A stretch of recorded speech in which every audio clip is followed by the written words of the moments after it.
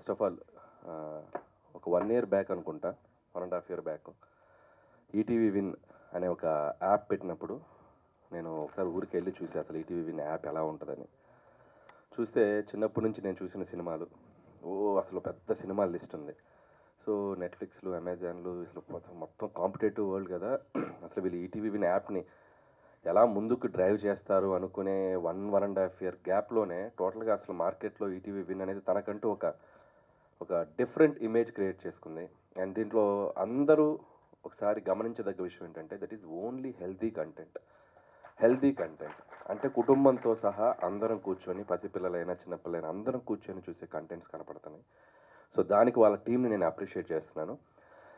And అలాగే ఇప్పుడు ఈ కొత్త ఐడియా కథాసుధ అంటే కథ మాత్రమే చెప్పే ఎటువంటి ఒక ప్లాట్ఫామ్.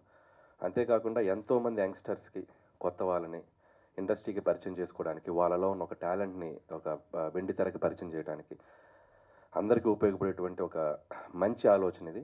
అండ్ దీంట్లో ఒక గొప్ప విషయం ఏంటంటే సాధారణంగా ఈ బుల్లితెర నుంచి మనం వెండి తెరకి వెళ్తుంటాం. ఎంతోమంది ఇక్కడ ఏదో మనం చూపించి యూట్యూబ్లోనో షార్ట్ ఫిల్మ్స్లో చూపించి ఒక బిగ్ స్క్రీన్కి రావాలని చాలామందికి ఒక డ్రీమ్ ఉంటుంది.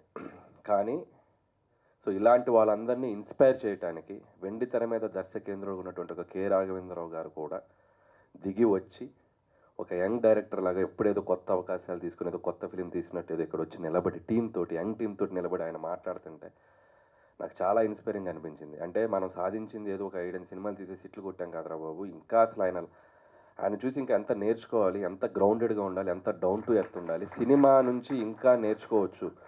అంటే ఒక సినిమా హిట్ రాగానే నాకు అంతా తెలిసిపోవటం కాదు, సినిమా అనేది ఎవ్రీడే ఒక లెసన్ మనకు కొత్తగా పరిచయం అవుతూ ఉంటుంది. యంగ్స్టర్తో పోటీ పడాలి, ఇంకా నేను ఏదో ప్రూవ్ చేసుకోవాలని చెప్పి ఆయన తప్పనకి నిజంగా హ్యాట్స్ ఆఫ్ గురువు గారు, హ్యాట్స్ ఆఫ్. అండ్ అలాగే ఇందాక రాఘవేంద్ర గారితో నేను కింద కూర్చున్నప్పుడు ఒక మాట అన్నాను, 20 నిమిషాల్లో కథ చెప్పొచ్చా అని. మన మచ్చరావు గారు అన్నట్టు నిజంగా కథ 20 నిమిషాలే ఉంటుంది.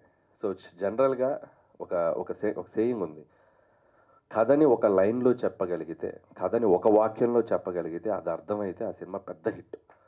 అంటే ఎంత షార్ట్గా చెప్పినా ఆ సినిమా అంత డెప్త్ మనకు అర్థమయ్యగలిగిందంటే అది అంత పెద్ద హిట్. ఫర్ ఎగ్జాంపుల్ ఒక పెళ్లి సందడి గురించి చెప్పాలంటే, కళలోకి వచ్చిన ఒక స్వప్న సుందరిని ఎలా ప్రేమించి పెళ్లి చేసుకున్నాడు, సింపుల్. అది అంత బాగా అర్థమైంది కాబట్టి సినిమా అంత పెద్ద హిట్. ఒక గరానా మొగుడు ఒక పొగరెక్కిన భార్యని ఒక సాదాసీదా ఒక మెకానిక్ ఎలా దారిలో పెట్టుకున్నాడు.